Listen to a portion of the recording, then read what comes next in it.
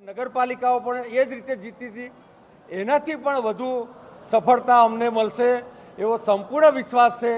કારણ કે ભારતીય જનતા પાર્ટીનો કાર્યકર્તા એ ફક્ત રાજનૈતિક કાર્યકર્તા નથી, એ સામાજિક કાર્યકર્તા છે, એ સેવાકીય કાર્યકર્તા છે. અમારું જે ભાથું છે, વિવિધ સમયે કોવિડ જેવા સમયે પણ ભારતીય જનતા પાર્ટીના એકમાત્ર કાર્યકર્તાઓ હતા કે જેઓ લોકોની વચ્ચે ઉપસ્થિત રહીને લોકોને સહાય પૂરી પાડી.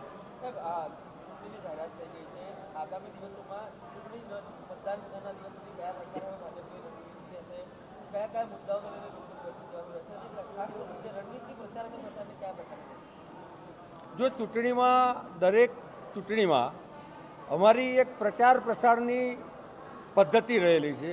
એ પ્રમાણે 5 તારીખે ચૂંટણીની જાહેરાત આજે થઈ, પરંતુ અમારું મહાસંપર્ક અભિયાન 5 તારીખે સમગ્ર ગુજરાતમાં અમારા 1 કરોડ કરતાં વધારે કાર્યકર્તા અને 1 લાખ કરતાં વધારે સક્રિય સભ્યો દ્વારા, જેમાં ચૂંટાયેલા પ્રતિનિધિ, પ્રદેશ અધ્યક્ષથી માંડીને બૂથના કાર્યકર્તા, પેજ સમિતિના પ્રમુખ સુધી આ ઘર ઘર સંપર્ક કરવાના છે.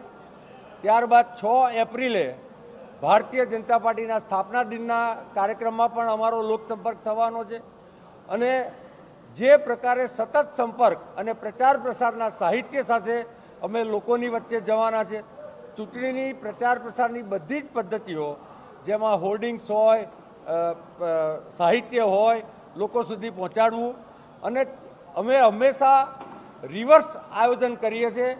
મતદાનના દિવસથી જ નહીં, પરંતુ ચૂંટણી પત્યા પછી જે ગણતરીના દિવસના કાઉન્ટિંગથી, એટલે કાઉન્ટિંગના દિવસથી કઈ કઈ જરૂરિયાત ઊભી થશે, એ જરૂરિયાતમાં પ્રજાને પણ તકલીફ ન પડે અને સારામાં સારી રીતે સુચારું સંચાલન થાય એવું રિવર્સ આયોજન કરીએ છીએ. અમારું આ આયોજન ક્યારનું નક્કી થઈ ગયું છે. આજે પણ વિવિધ પ્રકારનું માર્ગદર્શન આદરણીય અધ્યક્ષે આપવાના છે.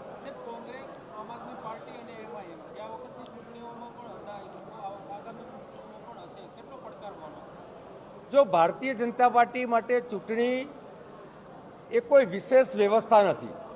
મેં જેમ અગાઉ કહ્યું એ પ્રમાણે અમારો 365 દિવસ સતત જનસંપર્ક હોય છે. ભારતીય જનતા પાર્ટી બધી જ ચૂંટણીઓ સંગઠનની શક્તિ અને સરકારની ટ્રિપલ એન્જિન સરકારની કામ. તો સ્થાનિક સ્વરાજની ચૂંટણીની જાહેરાત થઈ ચૂકી છે.